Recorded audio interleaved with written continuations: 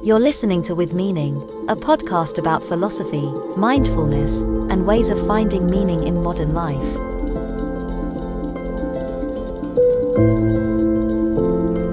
First off, a little reminder that if you'd like more free content, you can visit our website, withmeaning.net.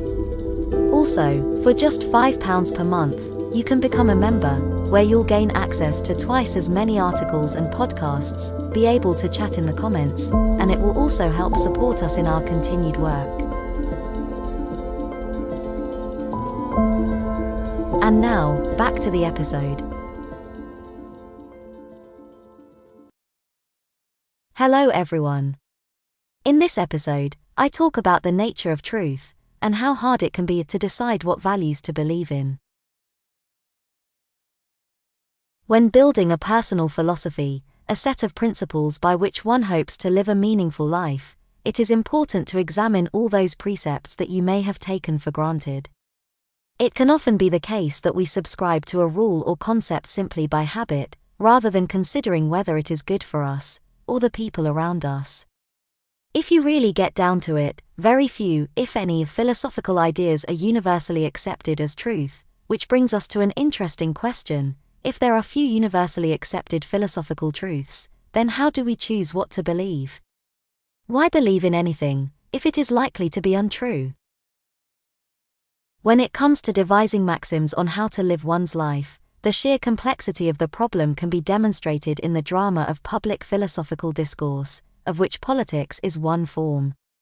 The reason we have politics, and the reason its battlegrounds are so fiercely fought, is because no one can ever truly agree on what guiding tenets are right, just, good or true.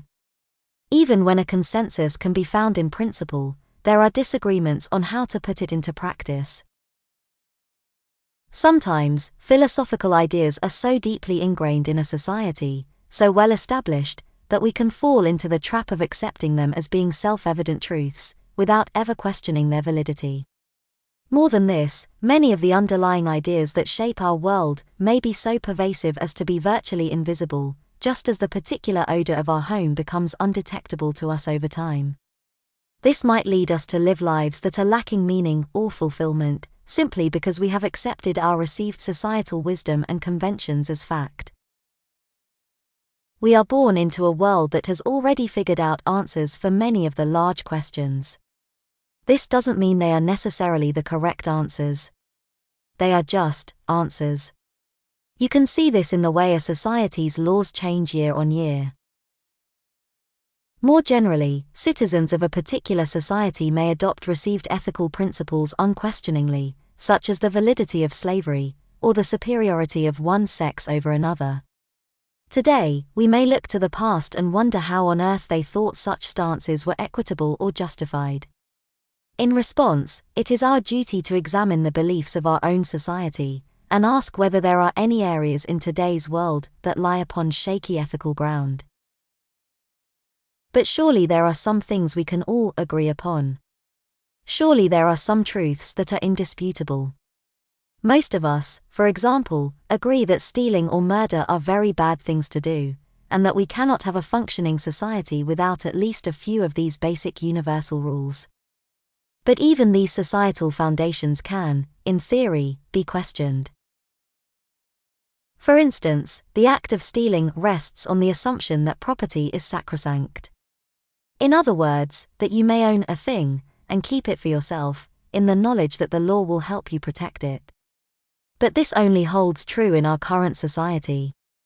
There may be other forms of society that do not recognize the concept of personal property in the way we perceive it. The idea that one person could own vast swathes of land, or resources or wealth, when others go starving or destitute, might seem to be abhorrent to some. So in a land devoid of personal property, the idea of stealing becomes meaningless. When it comes to murder, a nation-state normally defines it as a form of unlawful killing. However, there are many possible forms of killing that are lawful, depending on the nation. This brings up all sorts of murky ethical questions.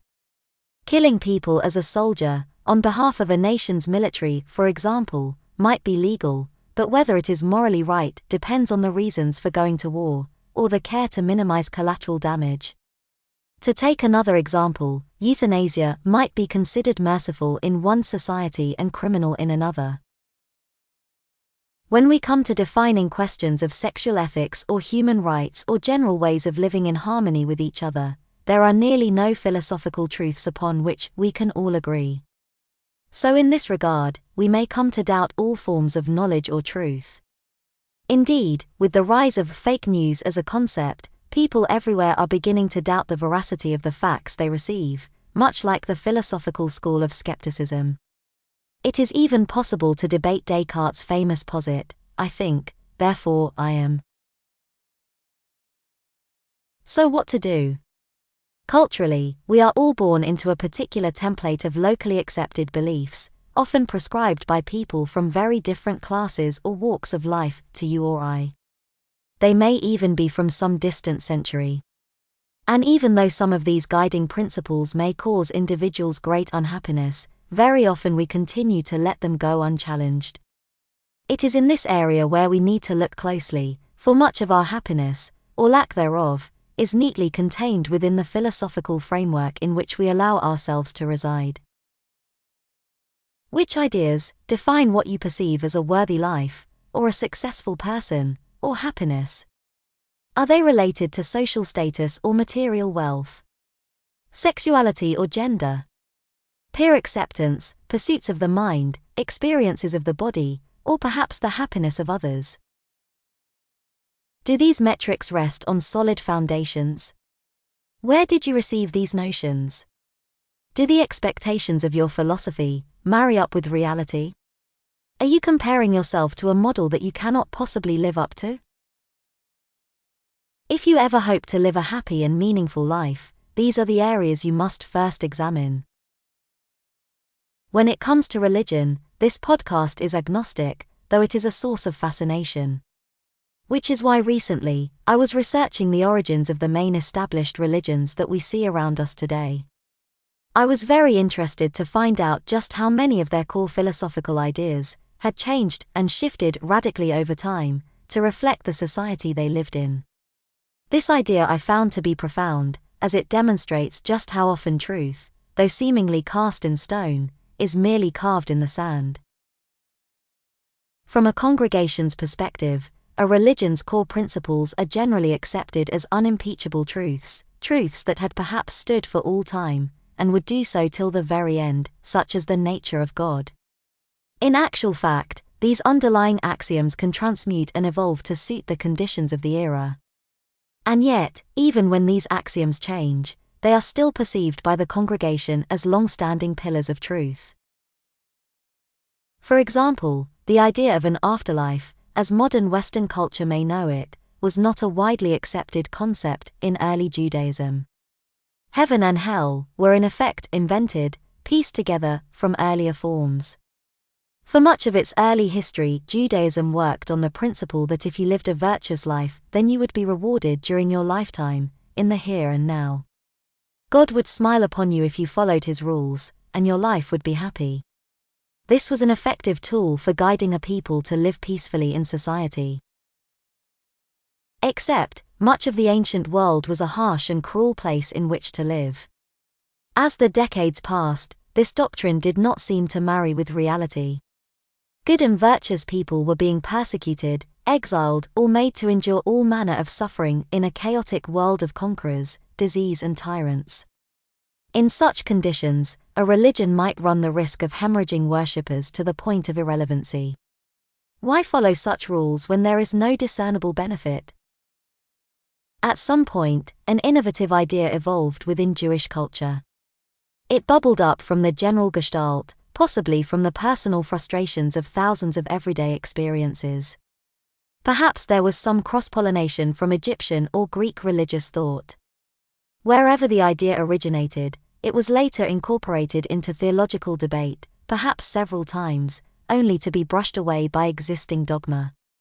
At some point, this idea, like a seed, found the fertile ground of receptive minds, growing and surviving to gain widespread adoption. The idea that perhaps this life is not the only life we have, was a powerful concept. People embraced the notion that perhaps there is an afterlife, whereby you will be rewarded for your good behavior in this world, by inheriting an eternity of bliss in the next. And what's more, a person could be comforted by the fact that those who have wronged you will find punishment waiting for them, perhaps in the form of hell. A classic revenge philosophy. These concepts hung upon the complex notion that humans have an everlasting spirit or soul, and that some unseen part of us is in fact immortal. This kind of evolutionary behavior realigned religions with what ordinary people perceived as reality, keeping them relevant. It made sense of a cruel and ever-changing world. With the invention of the immortal soul, people could now put up with all manner of discomfort, heartbreak, persecution, and hardship, since they believed they might be rewarded at some point in the future. For Judaism, this powerful innovation happened around the time of early Christianity, woven together from various earlier threads. It strengthened the cloth that bound a society together during some very dark times. To take another example of ever-changing beliefs, today, many of us value or venerate the natural world as a kind of balm for the soul. In a world of ecological collapse and vast, sprawling cities, an ancient woodland of mature column-like trees can feel like a cathedral. I, for one, am constantly moved through the observance and appreciation of nature. But I realize that this outlook may not have always been the case. During the Dark Ages, communing with nature was probably not high on people's list of daily priorities. There were more pressing matters to attend to. Life was in many cases grim and intolerable. The idea of finding fulfillment in a lovely afternoon's jaunt in the woods would be unlikely to resonate with the average person. Who would have the spare time for that? And so it was that such ideas were not a feature of most religions or philosophies of the time. And yet, here I am today, exalting the act of immersing myself in nature. And when I do so, I find joy, peace, and mindfulness, and it feels as if I am tapping into something profound. To bolster my case that being in nature is beneficial, I find arguments to back me up, both scientific and spiritual. For example, I could tell you that we are still animals, flesh and blood creatures, despite our urban lifestyles and all our technological inventions. We are still a part of the natural world from which we evolved, and thus our physiology responds positively to being immersed in it, reducing stress, increasing feelings of fulfillment and purpose. But are these arguments just crutches to prop up a belief? They may come across as scientific fact, but perhaps they are just the reasons I need in order to lend weight to my personal experience. When I try to live a meaningful life, I sometimes feel that I have hit upon a grand truth. Finally, here is a principle I can hang my hat on. But now I realize that truth is so very transient, and indeed relative. It suits the needs of the time. It is just one eddy in the prevailing wind. When trying to answer the larger questions for ourselves, what is my purpose? What is the meaning of life? What is the nature of the universe? Do we have a soul? All you can ever hope to do is find answers that satisfy you, and you alone.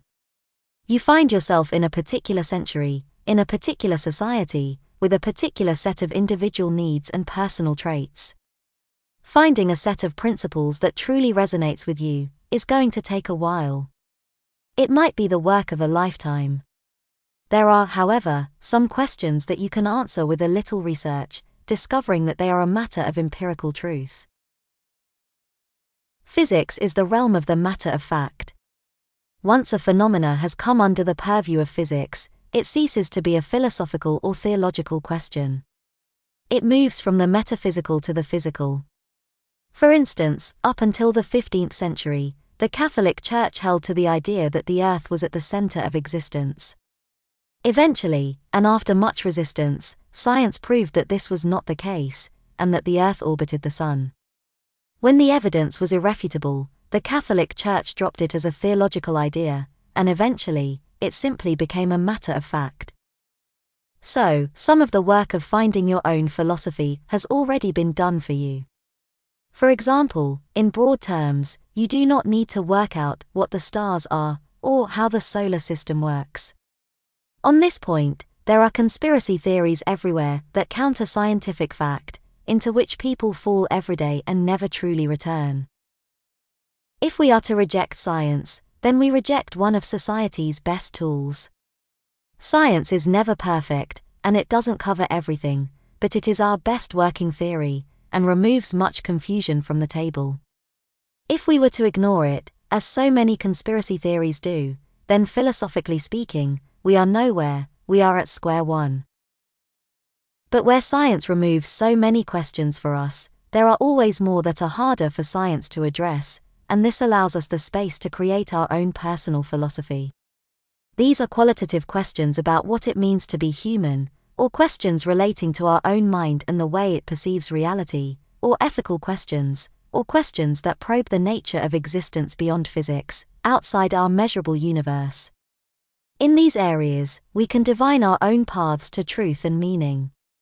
We do not have to accept simply what received philosophical wisdom decrees. Society must have a degree of room for differing philosophical viewpoints. This, loose leash, allows you to choose your own beliefs, and it allows society to test out new ideas and evolve. The alternative is fascism, dogma, oppression, and stagnancy. So choose a philosophy that provides you with meaning, happiness, and productive contentment, in the sober knowledge that no single other person will ever fully agree or overlap with your views. It is not about finding universal answers, just discovering personal beliefs that truly fit you. Evolution of philosophical thought is like the evolution of flora and fauna. There is no one true form for an animal or plant to take, whether predator or prey, whether herbivore or meat-eater, whether fish or bird or reptile or mammal. There is simply the imperative and competition for survival, and the need to find ways of succeeding within the environment one finds oneself. For example, in 1 square mile of rainforest, there may be tropical birds of many shapes and design. They each have evolved as the embodiment of a solution to a question posed by the same ecosystem. Philosophical ideas are no different. Ideas must face the same evolutionary forces, within the ecosystem of a mind, rather than a rainforest. And if an idea is successful, surviving the process of natural selection, it will reproduce and spread its wings, to find new nesting grounds, in other minds, where eventually, as it competes against other ideas, it may spread across much of the wider ecosystem of society. We think of progress as a linear thing, that technology and thought become increasingly sophisticated and correct over time, that knowledge and truth, in general, increases. But this may not be the case. Simply, ideas suit the time they are in. They flourish where the conditions are right. Another era, another society, may value other fundamental principles. Whether we agree with their values or not, they allow that society to function, not perfectly or even equitably, but sufficiently, until such time as conditions force a change. And that is what it comes down to. In general, we adhere to rules and ideas that help our society, community, or social group to flourish, and, in theory at least, we belong to collectives that allow most of its constituents to prosper. But there will always be tensions between these two things, the group and the individual. Not all parties will feel properly represented.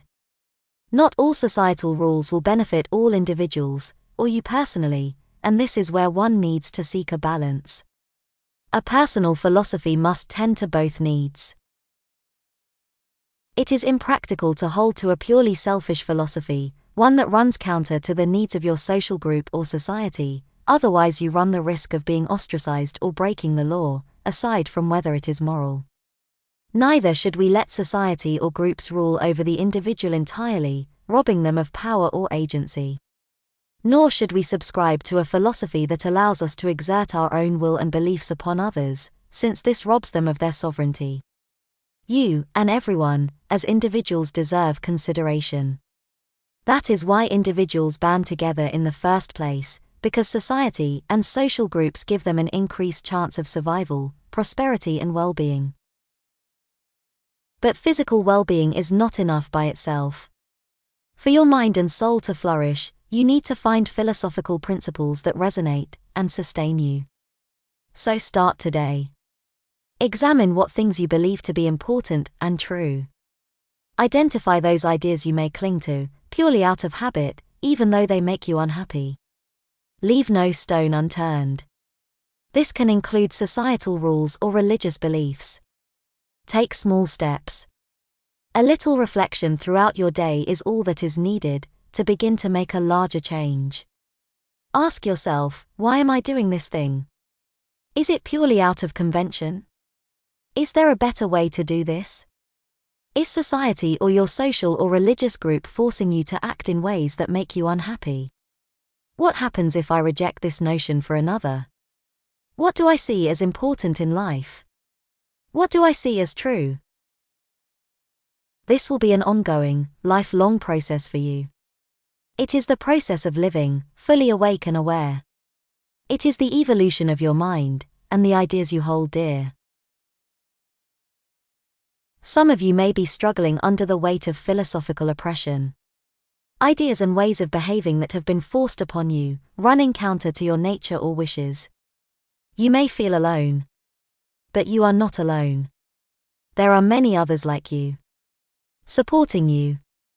Thinking of you. Respecting your sovereignty and spirit, and wishing you well on your journey. No matter what people may do or say, you are an amazing, beautiful person. There has never been, in all of history, anyone quite like you. And so, if we return to the original question, how do I choose what to believe? It's important to remember that, whilst people may tell you their own beliefs, no one can ever truly make you adopt those beliefs yourself. And so, perhaps, the beliefs that worked for you yesterday may not work tomorrow, but it is this very act of ongoing discovery, of insight, and even resistance, that gives all of us the greatest chance for fulfillment and spiritual meaning. So don't give up. Your thoughts are always your own to choose, and no one can change that.